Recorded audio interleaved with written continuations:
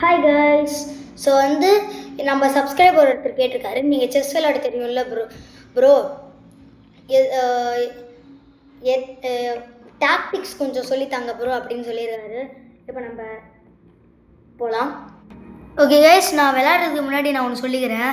இந்த chess tactics தான் நான் நிறைய பேருக்கு இது தெரிஞ்சோ கோஃபிஜன் கிட்டேருந்து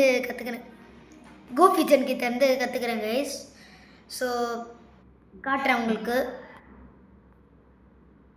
okay guys, so first tactics என்னன்னா, ஒருத்தன் நம்மளுக்கு காப்பி அடிக்கிறான்னா இதே மாதிரி தான் பண்ணணும்.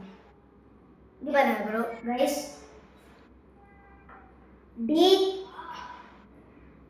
பான் எடுத்து D4 வச்சிடணும். அவங்க தான் நம்மளை காப்பி அடிக்கிறாங்களே. ஸோ அவங்க பானையும் D5 வச்சுருவாங்க. ஸோ இப்போ நம்ம குவீனை எடுத்து D3 வைக்கணும். அவங்களும் குவீன் எடுத்து D6 வைப்பாங்க. ஸோ அப்படியே இதை எடுத்து சைடு இப்படி கொண்டு போகணும். இப்படி அவங்களும் நம்மளை காப்பி அடிக்கிறாங்கள, குவீன் எடுத்து அப்படியே சைடு போய்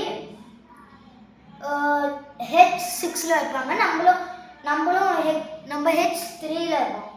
இப்போ நேராக போய் இந்த பிஷப்பை எடுத்துட்டா செக்மேட். அவ்வளோதான், செக்மேட். இங்கே மூவ் பண்ண முடியும். ஆனால் இதில் ஒரு ட்விஸ்ட் இருக்கு.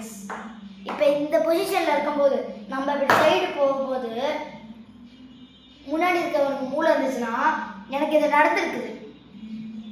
பிஷப் எடுத்து குயினை அடிச்சிட்டானா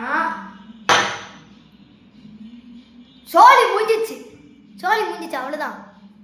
so be careful in this guys. Okay, so மீண்டும் சந்திக்கலாம். பை.